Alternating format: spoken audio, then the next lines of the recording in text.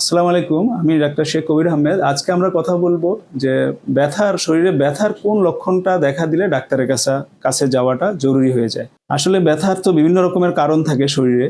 তো আমরা সাধারণত যদি দেখেন যে কারো যদি খুব কোমর ব্যথা, হঠাৎ করে কোমর ব্যথা শুরু হয় এবং কোমর ব্যথার সাথে যদি তার পা অবশ হয়ে আসে, তার যদি প্রস্রাবে অসুবিধা হয়, তার যদি টয়লেটে কোনো অসুবিধা হয় এবং সে এমনভাবে হয় যে নড়াচড়াই করতে পারছেন না, তাহলে অবশ্যই তার কোমর ব্যথার জন্য ডাক্তারের কাছে যাওয়া উচিত।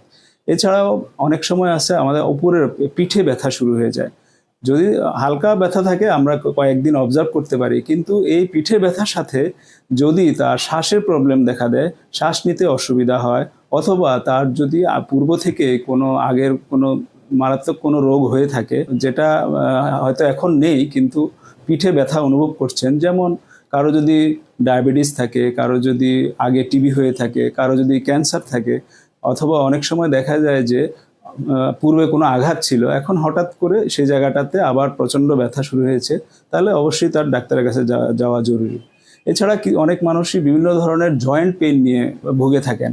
যদি একই সাথে অনেকগুলো জয়েন্টে ব্যথা শুরু হয়ে যায় এবং তার সাথে যদি জ্বর থাকে, তাহলে অবশ্যই একজন ডাক্তারের পরামর্শ নেওয়া উচিত।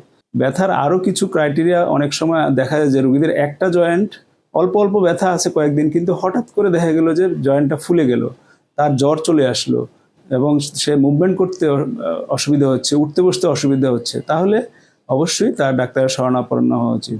এছাড়া যে কোনো ক্রনিক ডিজিজের পেশেন্ট, যেমন ডায়াবেটিস, উচ্চ রক্তচাপ, অ্যাজমা, কিডনির পেশেন্ট, ক্যান্সারের পেশেন্ট, যাদেরই হঠাৎ করে যদি কোনো জয়েন্টে হঠাৎ করে পেইন শুরু হয়, তাহলে অবশ্যই ডাক্তারদের শরণাপন্ন হওয়া উচিত। ধন্যবাদ।